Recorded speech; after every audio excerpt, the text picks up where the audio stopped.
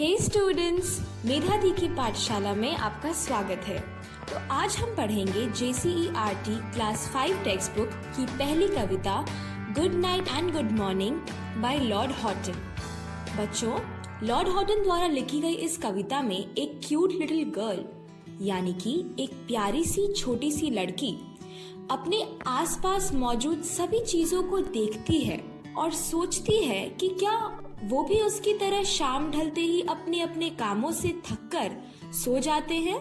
प्यारे बच्चों, आप सबके मन में भी कुछ ऐसे ही सवाल उठते होंगे कि do animals, birds and plants take rest? क्या जानवर, पंछी और पौधे भी आराम करते हैं? So let us read the poem to know what the girl observes around her. A cute little girl sat under a tree, working as long as her eyes could see, then smoothed her work and folded it right and said, "Dear work, good night, good night." In 4 lines में poet यानी कवि कहते हैं कि cute little girl यानी प्यारी सी छोटी सी बच्ची पेड़ के नीचे बैठी थी। She sat under a tree working as long as her eyes could see. उसने तब तक काम किया जब तक वो देख सकती थी। Then smooth her work and folded it right. अब इस लाइन से हम अंदाजा लगा सकते हैं कि वो बच्ची शायद किसी कपड़े को सिल रही थी जिसे उसने स्मूथ या सीधा किया और सही तरह से फोल्ड या तह कर दिया। And said, dear work, good night, good night. और फिर बोली, प्रिय काम, शुभ रात्रि, शुभ रात्रि। मतलब वो बच्ची अब काम बंद करके सोने की तैयारी करने वाली थी। अब हम पोएम की नेक्स्ट 4 लाइन्स पढ़ते हैं और समझते हैं। Such a number of crows came over her head, crying cow cow on their way to bed. She said as she watched their curious flight, "Little black things, good night, good night." शाम ढलते ही अचानक बहुत सारे crows यानी कौवे कौ कौ की आवाज निकालते हुए वे टू बेड यानी सोने चले और उस बच्ची के सिर के ऊपर से पार हो गए। बच्ची ने उनकी क्यूरियस फ्लाइट या उत्सुकता भरी उड़ान देखी और फिर उन्हें आवाज दी कि छोटे काले कौवे, आप सबको भी मेरी तरफ से गुड नाइट मतलब शुभ रात्रि।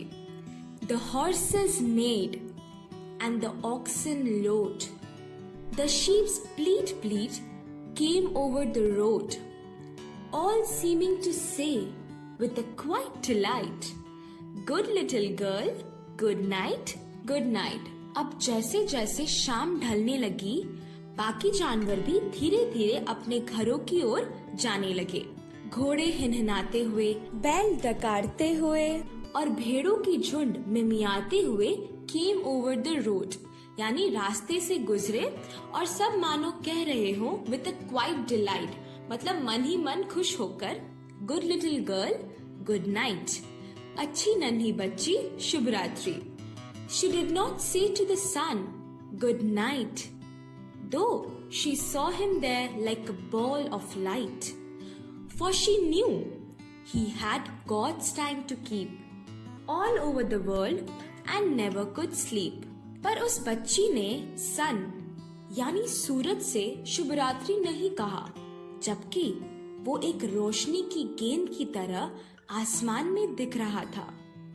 क्या आप लोग बता सकते हैं ऐसा क्यों? बिल्कुल सही जवाब, क्योंकि उस गर्ल को मालूम था कि सूरज को भगवान के हिसाब से, समय के हिसाब से पूरी दुनिया का चक्कर काटना है और सूरज को कभी सोने का मौका ही नहीं मिलता। इस पोएम में एक और स्टैंजा भी था, पर बुक में आप लोगों के लिए उसे हटा दिया गया ताकि आप सबको पोएम इजीली लर्न हो जाए। अब हम पढ़ते हैं पोएम का last stanza. And while on her pillow she softly lay and knew nothing more till again it was day. and all things said to the beautiful sun, good morning, our work is begun. और ऐसे ही वो बच्ची pillow मतलब तकिए पर softly यानी धीरे से अपना सिर रख लेती है। वो इतनी गहरी नींद में सो जाती है कि उसकी आंख अगली सुबह खुलती है और रात कैसे बीतती है उसे पता भी नहीं चलता। She knew nothing. And all things said to the beautiful sun. फिर से उसके आसपास की सारी चीजों ने एक साथ सुंदर सूरज से कहा, गुड मॉर्निंग, सुप्रभात सूरज दादा, our work has begun. हम सब फिर अपने कामों पर लग गए हैं।